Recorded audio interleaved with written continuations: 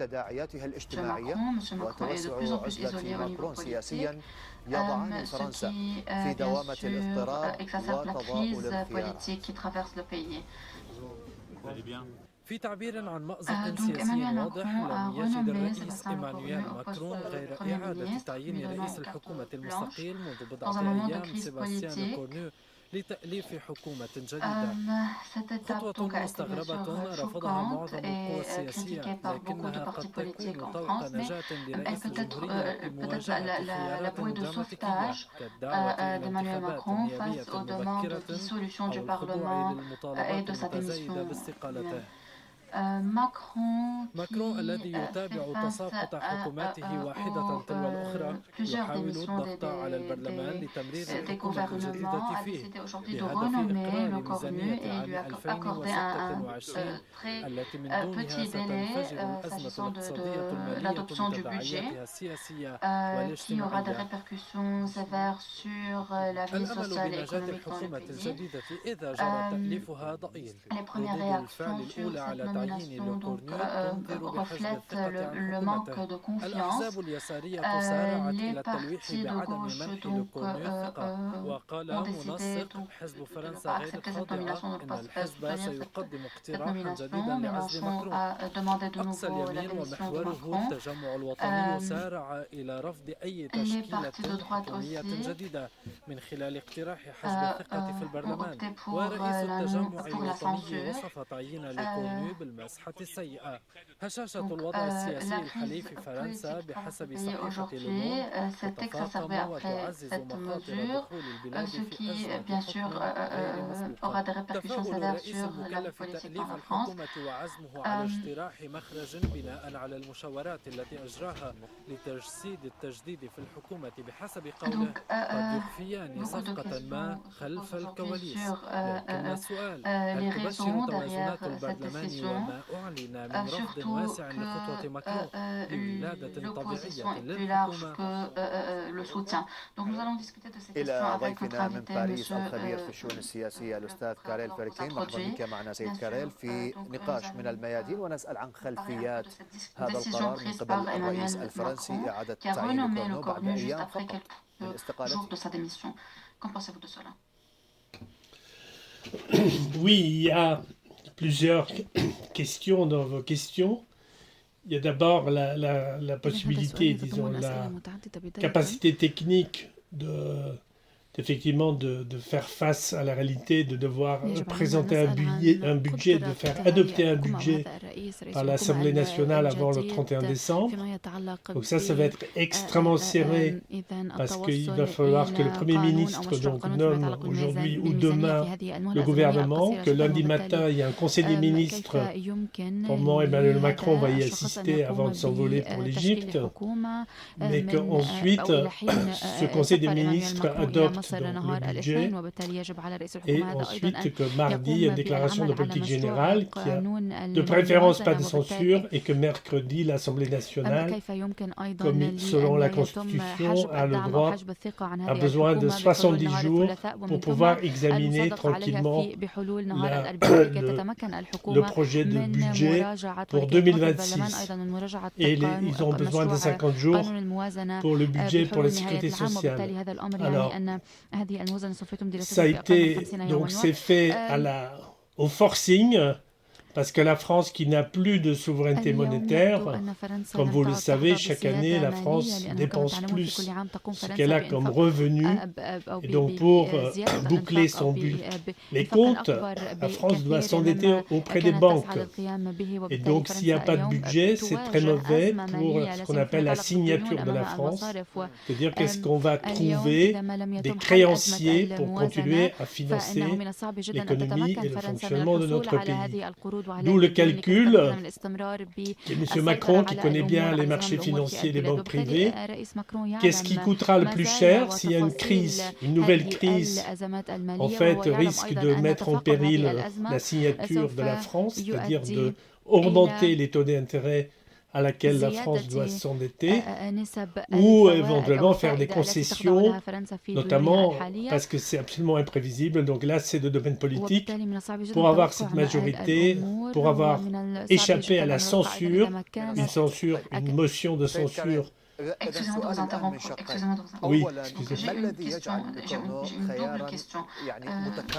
Premièrement, pourquoi Emmanuel Macron a rechoisi le Cornu malgré l'opposition? Et en se basant sur votre analyse, est-ce que vous croyez que cette mesure vise à peut-être promouvoir la confiance en ce gouvernement et dans l'État lui-même?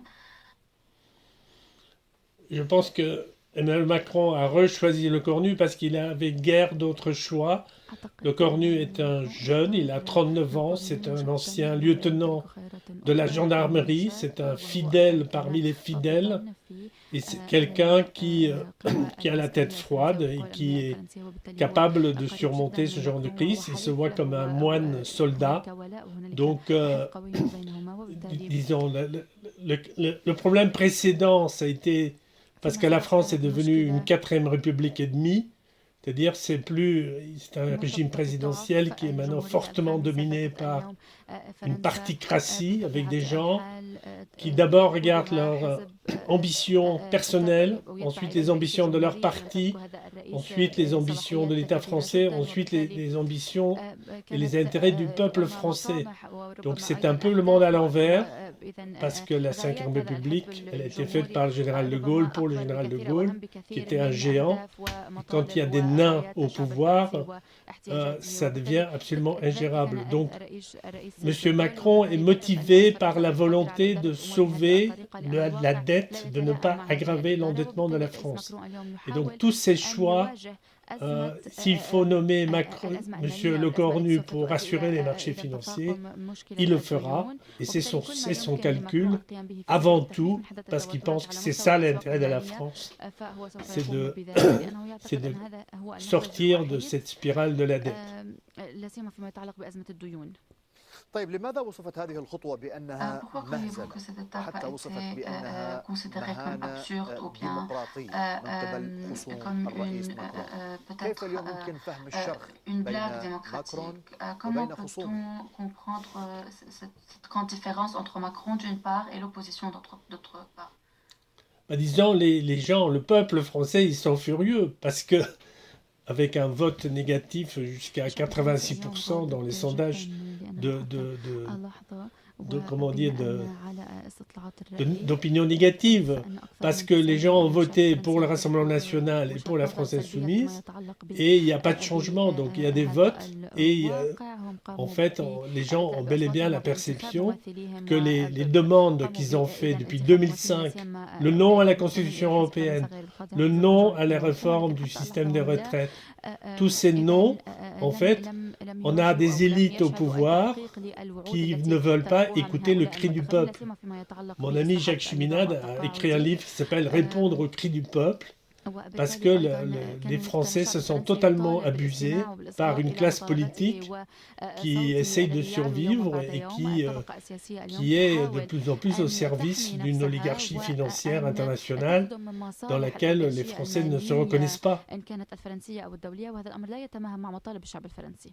بالتالي اليوم بالعودة إلى موضوع الموازنة لأنه أيضا موضوع ضاغط وفرنسا بحاجة لموازنة هل يمكن أن ينجح لكورنو في تمرير الموازنة وسط برلمان منقسم؟ Peut-être atténuer les tensions et passer ou bien adopter le budget aujourd'hui? Ce qu'on voit déjà, c'est qu'il y a un certain nombre, disons, il y a eu une exagération.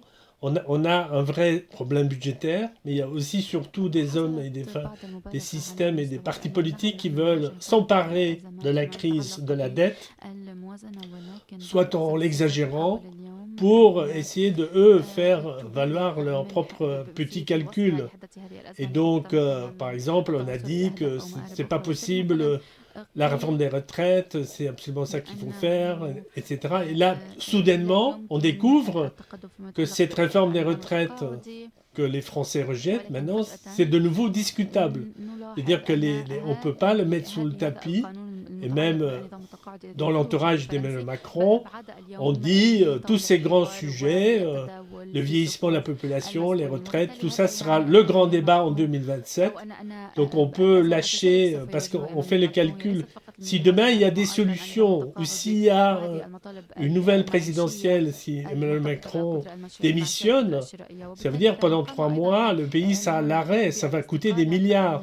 Donc ça va coûter plus cher que lâcher un peu de lest et de donner quelques, disons, de faire un compromis, d'accepter un peu une diminution des coupes qui sont prévues et que M. Lecornu, donc maintenant, est autorisé à réduire les coupes dans les services publics parce qu'on a calculé que tout cela coûtera moins cher que de carrément aller dans une crise institutionnelle ou une crise de régime.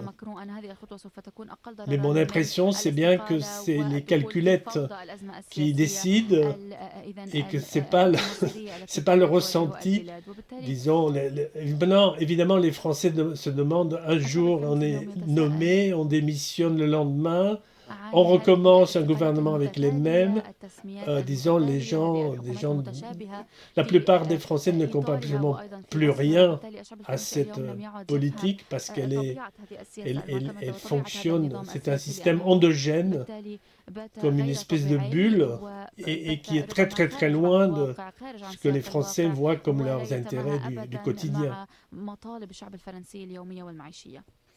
يعني هذا الاضطراب السياسي لو صح التعبير في فرنسا سيدي، بالتالي كيف سينعكس على ثقة المواطن الفرنسي بالمؤسسات، هذا على صعيد الداخل، وأيضا كيف سينعكس على أداء فرنسا في ملفات خارجية مهمة وتعتبرها باريس من الأساسيات، مثلا الملف الأوكراني.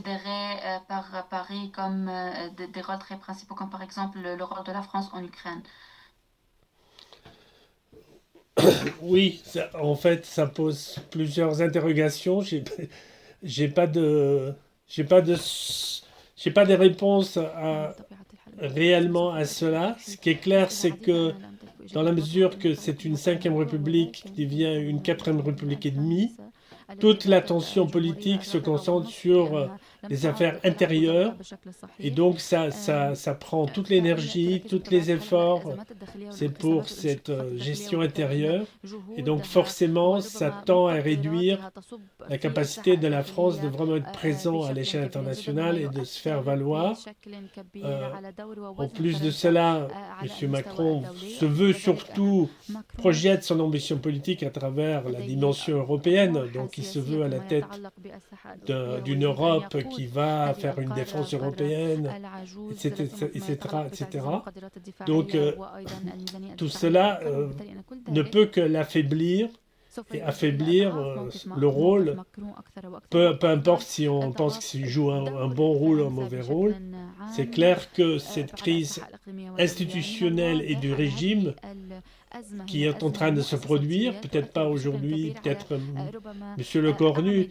Le problème, c'est que s'il fait même un gouvernement, par exemple, il y a une partie de la droite qui va voter les projets au cas par cas. Donc la capacité de Macron et son Premier ministre, M. Lecornu, sera encore plus réduite de tout ce que nous avons vu avant, avec M. Barnier, avec M. Bayrou. Donc il y aura un affaiblissement du président de la République, en fin de compte. طيب سؤال أخير. خصوم الرئيس ماكرون اليوم يتحدثون أنه زمن ماكرون السياسي انتهى فعلا، هكذا يتحدث الخصوم. أنت كيف ترى الواقع؟ هل ما زالت هناك فرصة للرئيس ماكرون للعودة عبر حكومة فعالة تكون من التكنوقراط أم فعلا انتهى سياسيا ويحاول شراء الوقت الآن ce gouvernement de technocrates, ou est-ce que vous croyez qu'il n'a plus de temps et qu'il essaye juste de bénéficier du temps le plus que possible? Je pense qu'il veut finir le mandat jusqu'au bout. Je suis pas sûr. Il pourrait démissionner avant, mais c'est très compliqué du point de vue constitutionnel de justifier un 3e mandat. On peut le justifier en disant qu'il n'a pas fait 2 termes plein, mais c'est quand même très très compliqué par rapport au Conseil constitutionnel.